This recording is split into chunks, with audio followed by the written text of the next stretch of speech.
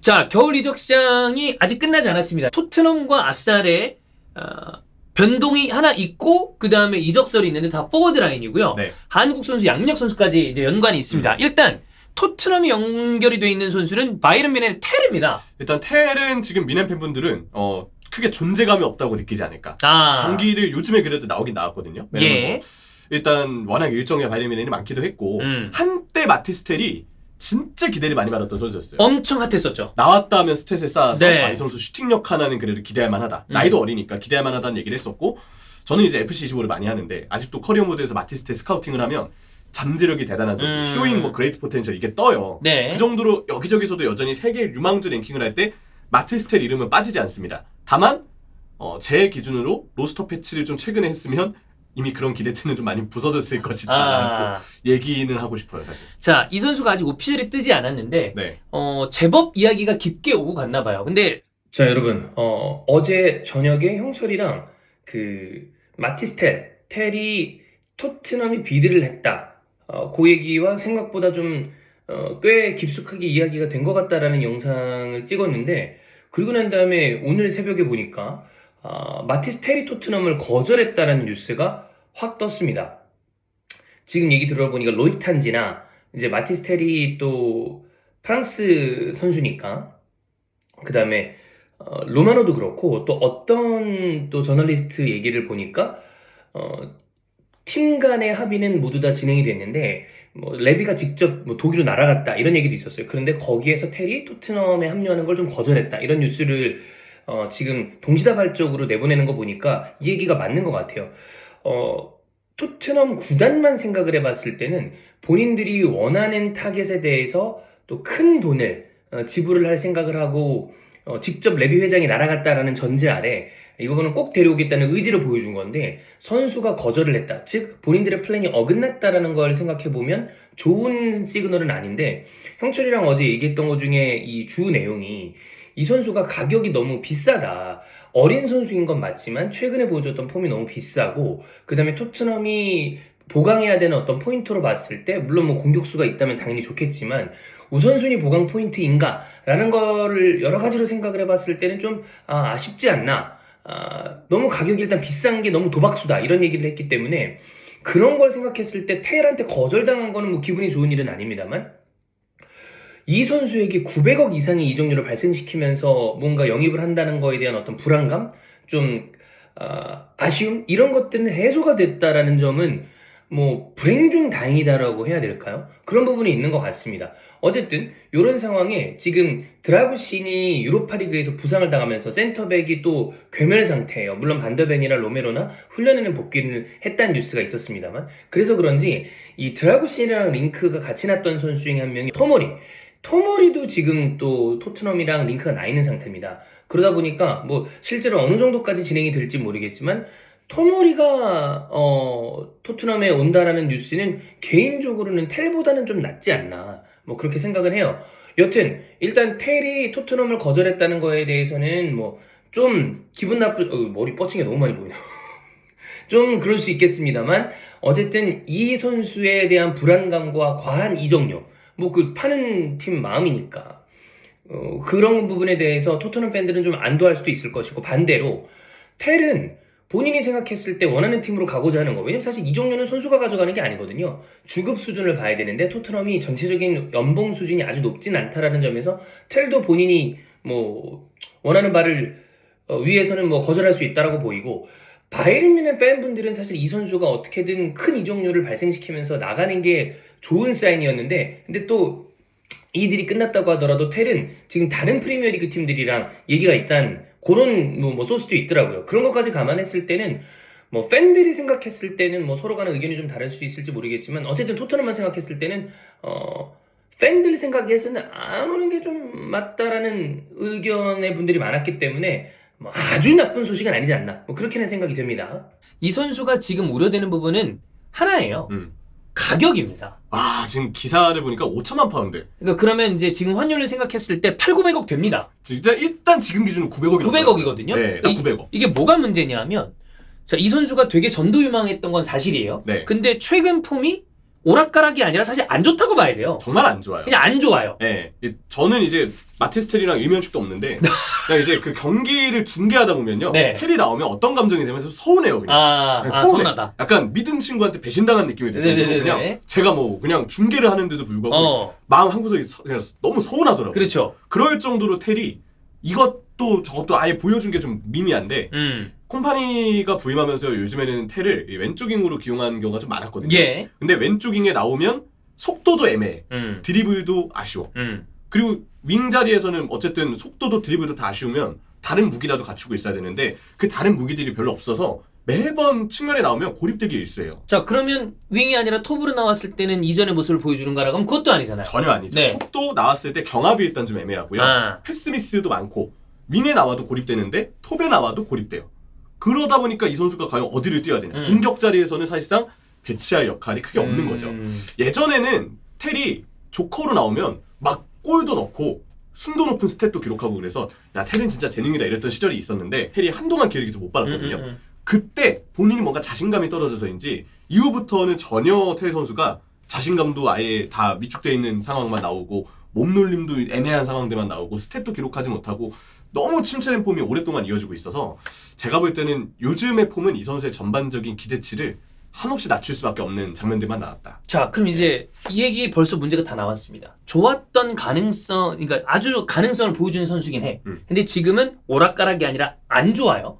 이 상황에서 그래도 긁어볼 만한 복권이다라고 생각을 하고 금액을 지불했을 때 우리가 그래 이 정도면 뭐 한번 긁어볼 만하지라고 생각하는 금액이 있습니다. 네. 제가 봤을 때 그래 좀 많이 쓴다 쳐. 급한 팀이 어쨌든 뭐 목마른 사람이 우물 파야 된다고. 그러면 만약 한 4, 500억 정도면 그래. 근데 그것도 맞나? 라고 생각할 수도 있어. 네. 근데 900억? 아. 이러면 어떤 생각이 드냐? 지금까지 토트넘이 최근 이적 시장에서 보여주는 행보는 물론 토트넘은 여러분 이제 뭐 이 팀의 성적을 떠나서 런던에 6만석 이상의 구장을 새로 지으면서 굉장히 많은 매출을 올리는 팀입니다. 그렇기 때문에 뭐 당연히 이전보다 씀씀이가 커진 것도 맞아요. 근데 브레넌 존슨, 히샬리송, 뭐 오도벨 이런 선수들에게 썼던 돈이 과연 그 선수의 시장가와 보여준 퍼포먼스가 맞는가라고 질문을 던졌을 때 거기에 대해서 토트넘 팬들도 돈을 왜 이렇게 쓰는지 모르겠다 라고 얘기하는 마당입니다. 영리하지 못한 지출을 한 거죠. 네. 근데 제가 볼 땐 텔도 이 금액이 정말 사실이라면 영리하지 못한 지출이라는 비판은 피해가기 어려워요. 그러니까 900억에 맞으려면 네. 이전의 모습이 제일 좋았을 때 모습이 나와도 900억이면 그래 요 정도면 오케이인데 그게 어떻게 될지 모르는 상황이 900억을 그냥 지른다는 게 좀 이해가 가지 않는다는 거죠. 최근까지 제가 이제 텔에게 서운함을 많이 느꼈잖아요. 네. 그런 입장에서 보면 저는 텔의 적정가는 임대예요, 그냥. 그래 한번 긁어보자. 임대 말고 돈이 들어가는 형식의 영입은 얼마가 되었든 저는 항상 리스크가 따라온다고 생각을 하거든요. 물론 지금 봤을 때는 그렇고 사람 일이 또 모른다고. 만약에 이적을 했는데 너무 이 팀이 마음에 들고 동료들이 막 날 떠받들어주고 날라댕겨. 갑자기 자신감이 한껏 올랐어요. 그러면 진짜 극적인 반전의 활약이 나올지도 모르겠지만 제 생각에 그럴 가능성이 굉장히 적다. 근데 극적인 어떤 그런 활약을 하면서 사람들의 여론을 반전시킬 수 있을 만한 활약을 한다 하더라도 네. 와 이거 대박 긁었네라고 하려면 이거보단 싸야 돼요. 그렇죠. 그러니까 900억으로 이 선수가 이적료를 발생시키면서 온다 그러면 무조건 터져야 되는 정도 금액이라고 보는 게 일반적이지 않아. 왜냐면 히샬리송도 지금 그 또 누구야? 솔랑케가 1000억이 좀 넘었죠? 그랬을 거예요. 근데 솔랑케는 그래 어느 정도 본인의 역할을 하고 있다 치니까 프리미어리그에서도 뛰었고 뭐 뺍시다. 요즘도 열심히 하고. 근데 히샬리송이 예를 봤을 때 저는 텔이 900억을 어느 정도 보여주려면 저는 최소 좋은 활약 플러스 공격 포인트 어시스트랑 골 합쳐서 15개 이상 해줘야 되는 금액이라고 봅니다. 그렇죠. 근데 과연 그렇게 될 수 있을 것인가? 라고 묻는다면 전혀 애매하죠. 애매하죠. 심지어 직전까지 보여준 폼이 너무 안 좋았기 때문에 그러니까 이 900억이라는 소식을 팬분들이 딱 기사를 통해서 접했을 때 느낌은 왜 우리 팀은 선수를 영입하지 않고 복권을 긁을까? 전 이런 느낌을 받을 수밖에 없다고 생각해요. 만약에 이런 선수인데 임대에다가 뭐 일정 발동 조건이 되면 완전히 종료면 한 300억에서 400억. 그러면 토트넘 입장이 최고. 물론 바이언이 안 받을 수도 있겠지 그러면. 근데 이게 과연 맞는가? 라는 것 때문에 이게 다른 팀 팬들이 텔 이적하는 거에 대해서 이러는 게 아니라 토트넘 팬들이 좀 이거 맞아? 이런 상황이면 말도 안 거 아닌가. 왜냐면 이게 기사에는 그렇게 나와 있긴 해요. 아스날, 뭐 첼시, 맨유, 빌라도 텔에게 관심은 있다. 뭐 경쟁이 어느 정도 있을 거 예상하고 토트넘이 강하게 지른 걸 수 있겠죠. 근데 그걸 고려하더라도 900억은 적정가는 아닌 거예요. 네, 저는 잘 모르겠어요. 네, 900억? 옛날 같으면 900억은 완성된 공격수한테 그렇죠. 돈이에요. 토레스 이적료가 900억이었잖아요. 네, 물론 지금 그 시장가와 너무 어떤 이런 다르지만, 게 굉장히 인플레라는 걸 감안은 해야 되지만 이거는 저는 개인적으로 바이언이 이거 장사 잘했다고 봅니다. 진짜 이게 맞다면. 그럼 지금 미네 입장에서 땡큐죠. 그렇습니다. 미네는 이미 해리케인 백업에 대해서 텔에게 기대를 제가 볼 때 팀 자체적으로 좀 내려놓은 지가 이제 좀 됐다고 생각해요. 그쵸. 전반기부터 이미 텔은 임대 가능 자원으로 분류됐다라는 이야기들이 많이 나왔어요. 근데 임대로도 요즘에 봤을 때는 임대로도 미넨이 좀 오래 붙들기에는 이 선수의 폼이 점점 애매해지는데 라는 생각이 들 법한 타이밍이었다고 느끼거든요. 근데 900억을 제한한다? 미넨 입장에서 땡큐죠. 그렇습니다. 자, 그리고 또 토트넘입니다. 빠르게 토트넘으로 이적을 한 양민혁 선수가 퀸스파크 레인저스로 임대 확정이 됐습니다. 저는 개인적으로 이거 잘 됐다고 봐요. 왜냐하면 이 나이 때 선수는 무조건 뛰어야 됩니다. 근데 토트넘으로 가서 이런저런 상황이 있었는데 아직까지 피치를 제대로 밟지 못하고 있는 상황. 그렇다면 런던 근방에 있는 팀은 QPR은 런던 팀이기 때문에 그렇죠. 네. 글로 가서 빠르게 잉글랜드 무대에 적응하는 게 저는 전혀 나쁠 게 없다. 그리고 이적 시장 관련된 비하인드가 기사를 통해서도 공개됐잖아요. 감독과의 미팅이 있었고 충분히 양민혁 선수를 그 감독이 관찰했다는 내부적인 소통도 많이 충분히 되었다는 이야기를 들었고 그랬기 때문에 충분히 양민혁 선수를 어떻게 쓸지에 대한 플랜이 퀸스파크 레인저스에게 지금 있는 상황이라고 생각을 해요. 그럼 퀸스파크 레인저스의 이제 포워드 상황을 봐야 됩니다. 네, 물론 QPR을 제가 막 팔로우하진 못했기 때문에 오랫동안 뭐 그런 건 아니지만 기록을 통해서 간단하게 저 올 시즌 경기 못 봤거든요. 그래서 그 기록을 통해서만 이런 건 또 솔직하게 말씀을 드려야 됩니다. 추정을 했는데 일단 그 트랜스마크트 기준으로 전체 대회 기준으로 스탯을 좀 봤습니다. 잔첼라르라는 선수가 원래 주전으로 좀 쓰였는데 장기 부상을 당하면서 최근에는 톱에서 못 나오고 있고 마이클 프레이가 최근에는 좀 선발로 많이 나오고 있고 뭐 라이안 콜리나 아이피로이드와 같은 자원은 그냥 백업 자원으로 보면 될 것 같아요. 최전방은 이렇게 분류가 되고 결국 이제 양민혁 선수가 해당되는 위치는 좌측 윙포 혹은 우측 윙포 좌우 윙인데 이 일리아스 체어가 제가 추정하기에는 원래 주전으로 구상이 됐던 선수 같거든요. 왜냐면 이 선수가 자기가 부상당한 기간이 아니면 그 사이토 코키를 밀어내고 항상 일리아스 체어가 선발로 나오더라고요. 문제는 출전 시간이 생각보다 적은데 장부상이 올 시즌에 많았어요. 그리고 최근에 뉴스를 보니까 얼마 전에 또 다쳤대요. 근데 트랜스마크트에서는 일리아스 체어의 부상이 좀 길 거라고 관측을 하더라고요. 그래서 원래 주전으로 구상됐던 일리아스 체어가 지금 부상 때문에 또 얼마나 경기를 남은 시즌에 뛸 수 있을지 변수가 생긴 상황이다. 이렇게 지금 추정이 되고 사이토 코키가 그래서 일리아스 체어가 부상일 때 기회를 많이 받긴 했지만 스탯이 많다고 보긴 힘들고 또 사이토 코키가 오히려 일리아스 체어가 복귀하고 나서는 주전에서 좀 밀려 있었거든요. 그런 걸 본다면 어딘가는 조금 팀에서 아쉬움을 느꼈을 가능성이 좀 있다. 그렇게 좀 추측이 되고 다니엘 베니는 그냥 백업 자원으로 봐야 될 것 같습니다. 오른쪽은 왼쪽이랑 다르게 폴 스미스 선수가 정말 완전 못박이네요. 많이 뛰고 있기는 해요. 근데 여러 가지로 퀸스파크 레인저스의 팬들이 우리 공격진의 파괴력이 좀 아쉽다라는 반응을 전반기 내내 좀 쏟아냈다고 하더라고요.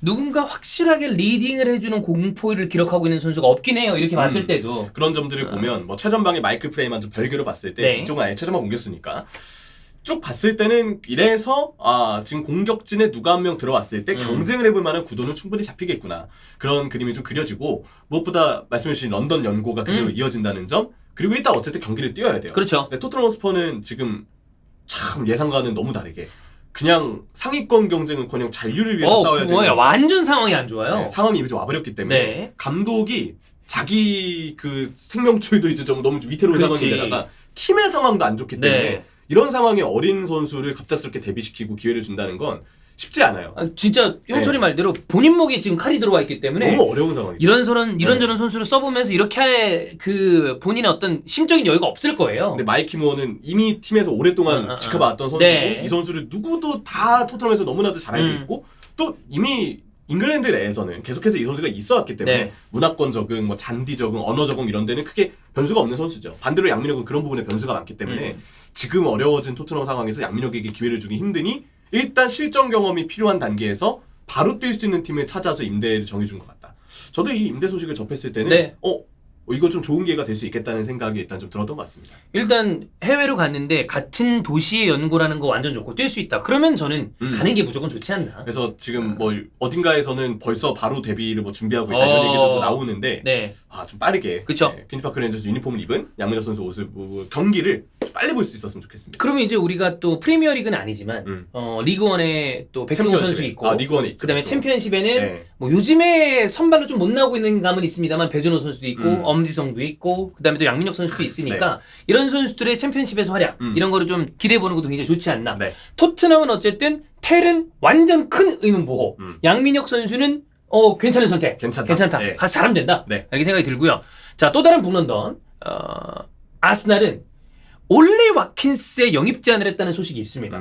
근데 이제 비드 금액이 4,500만 파운드를 때린 것 같아요. 일단 텔레그래프에서는 이렇게 추정을 하고 있고요. 네. 다른 매체에서는 뭐 6천만 파운드라는 얘기도 있었는데 근데 뭐 지금 얘기가 아스날이 지른 게 4,500만 정도. 근데 빌라가 원하는 게 6천만 이상 아니냐? 뭐 이런 네. 얘기가 좀 오고 가더라고요. 그래서 저도 후속 보도를 보니까 4,500만이 맞는 것 같고 네. 어딘가에선 빌라를 오히려 8천만 파운드 이상을 뭐 그런 받고 얘기도 있다, 이런 있어요. 얘기도 있어요. 근데 그 와중에 지금 듀란이 사우디로 갑니다. 야, 근데 대단하던데요. 이적료도 굉장히 많이 받았고. 아니 그 빌라가 무사디아비도 그렇고 아니 사우디에서 이걸 많이 땡겨. 근데 빌라도 사실 돈이 없는 구단이 아닌데 근데도 돈을 빡빡 땡겨요. 장사를 진짜 잘하는 거죠. 네. 그리고 사우디 입장에서도 매력적으로 느낄 만한 자원들을 쏙쏙 빼가고 있고 듀란도 그렇고 디아비도 그렇죠. 그렇고. 자, 근데 이 상황에서 네. 많은 아스날 외 팬들과 빌라는 아마 좀 상황이 웃길 겁니다. 듀란도 이적료를 많이 안기고 나간 상황에서 올리 와킨스를 팔 이유가 없습니다. 전혀. 돈도 안 급하고요. 네. 공격수. 근데 아스날이 4,500만 파운드를 질러 칩시다. 그러면 뭐야? 이 금액으로 살려고 해? 근데 이러면 이제 빌라 입장에서는 짜증이 나는 게 뭐가 짜증이 나냐? 와킨스가 흔들릴 수도 있어. 아닐 수도 있지만 이런 딱 어떤 그 비드 어떤 시점이 마지막에 뭐야? 왜냐면 선수가 이러다 갑자기 물론 아닐 수도 있어요. 난 싫은데 난 빌라에 남을 건데 라고 할 수도 있지만 가고 싶어 라는 생각이 드는 순간 이게 흔들릴 가능성이 있기 때문에 그렇죠. 그래서 빌라는 화가 날 수도 있습니다. 기사에서도 챔스 경기 전후로 이런 얘기가 나와서 네. 빌라 구단이 좀 불쾌했다라는 얘기가 적혀있긴 하더라고요. 뭐 그건 당연히 그럴 수 있다고 봐요. 하지만 아스날은 제가 이제 그 올리 와킨스, 도미닉 솔랑케 이런 선수들 잉글랜드 공격수들과 링크가 많이 나지 않았습니까? 여름에? 근데 그때 이제 사실 다 약간 조금 좀 더 좋은 공격수가 없나? 막 이런 얘기를 했어요. 하지만 지금 와킨스 있으면 일단 데려와. 일단 데려와야 됩니다. 아니 맨날 뭐 이거 뭐 아니 알아요. 마음에 드는 공격수를 사오고 싶겠죠. 근데 어디 있냐고. 못 데려왔잖아. 그러면 제가 봤을 때 이미 전 리버풀이랑 격차가 생각보다 많이 벌어졌다고 봐요. 그럼 이때 뭐라도 하려면 그러니까 챔피언스 리그에서 우승 바라지 않습니다. 근데 약간 아르테타가 FA컵 우승한 건 있었지만 그 이후에 토너먼트에서 좋은 모습을 보여준 적이 없어요. 그렇죠. 유로파에서도 어중뛰었고 탈락하고. 네, 그러니까 우승을 하자는 게 아니라 한 계단이라도 더 높이 올라갈 거면 FA컵 떨어졌습니다. 리그컵 뭐 지금 뉴캐슬이랑 다음 주에 있지만 이미 졌어요. 그렇죠. 홈에서. 근데 그럼 리그에서 최대한 순위를 방어하면서 가야 될 거 아니야. 근데 지금 밑에 3, 4위 팀들이랑 격차가 또 엄청 많이 나는 것도 아니에요. 안전빵으로 2위를 수성하면서 그래도 리버풀이 혹시나 만에 하나 이만큼이라도 떨어지지 않을까라는 가능성 때 리버풀의 드롭을 기다리는 게 아니라 그때 차곡차곡 쫓아가려면 공격수 있어야 됩니다. 근데 이제 물론 그때 제가 기억나는 게 형철이랑 그때 와킨스 얘기하면서 이 선수가 나이가 어린 선수가 아니야. 95년생인가 네. 그럴 거예요. 형철이보다 형이야. 근데 웃긴 게 있어요.